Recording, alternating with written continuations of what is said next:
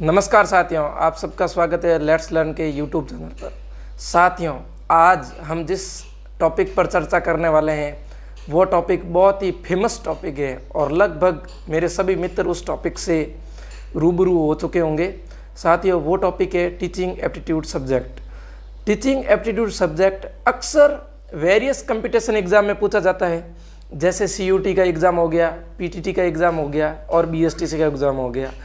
और इनके अलावा अन्य गवर्नमेंट एग्ज़ाम भी है जिनमें ये टीचिंग एप्टीट्यूड सब्जेक्ट से संबंधित प्रश्न पूछे जाते हैं। साथियों, आज हम इस वीडियो में इसी विषय पर चर्चा करने वाले हैं कि टीचिंग एप्टीट्यूड सब्जेक्ट में ज़्यादा से ज़्यादा मार्क्स कैसे लाए।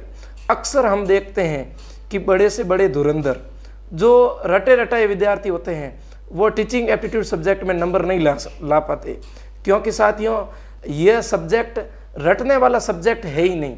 यह सब्जेक्ट पूरा का पूरा अंडरस्टैंडिंग बेस्ड सब्जेक्ट है। यह सब्जेक्ट आपके बिहेवियर पर बेस्ड सब्जेक्ट है, यह आपके अधिगम पर बेस्ड सब्जेक्ट है, यह आपके एप्टीट्यूड पर बेस्ड सब्जेक्ट है। साथियों, मैं सबसे पहले तो आपको इस बात से इंट्रोड्यूस करवाना चाहता हूं कि टीचिंग एप्टीट्यूड में अक्सर प्रश्न कैसे पूछे जाते हैं। टीचिंग एप्टीट्यूड में साथियों अक्सर ये प्रश्न पूछा जाता है, हमारे सामने एक सिचुएशन दी जाती है सबसे पहले दो में कि इस सिचुएशन में आप हो। अब आप इस सिचुएशन में होते तो आप वहाँ पर कौन सा व्यवहार अप्लाई करते।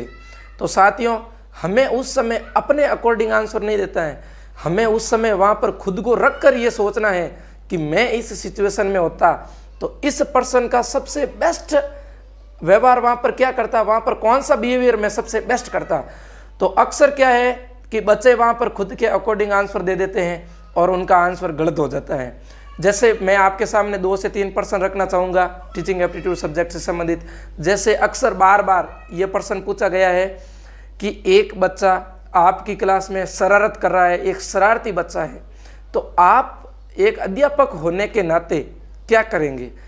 वहाँ पर ऑप्शन होंगे कि आप प्रधानाचार्य को शिकायत करेंगे, आप उसके माता पिता को शिकायत करेंगे, आप उसको पनिशमेंट देंगे या आप उसके इन शरारत करने के कारणों को जानने का प्रयास करेंगे।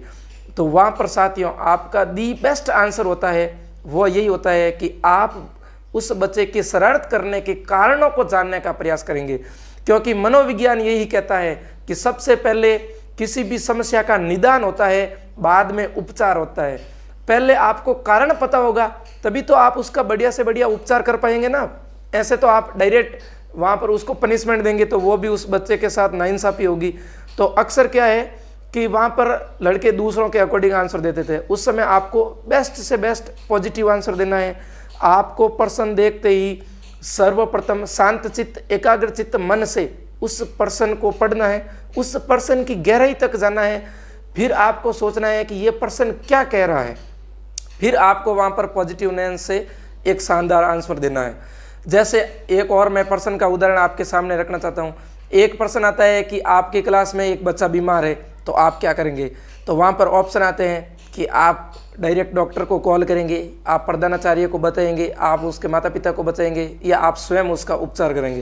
तो दोस्तों उस समय आप डॉक्टर तो है नहीं, आप एक अध्यापक है, आप उस बच्चे का उपचार तो कर नहीं सकते और ना ही आप स्कूल में डायरेक्ट डॉक्टर को बुला सकते हो। आप सबसे पहले अपने हेडमास्टर अपने प्रधानाचार्य को बताएंगे कि भाई फलाना बच्चा है जिसके ये प्रॉब्लम हो गई है, तो हमें एक चिकित्सक है वो बुलाने की आवश्यकता है।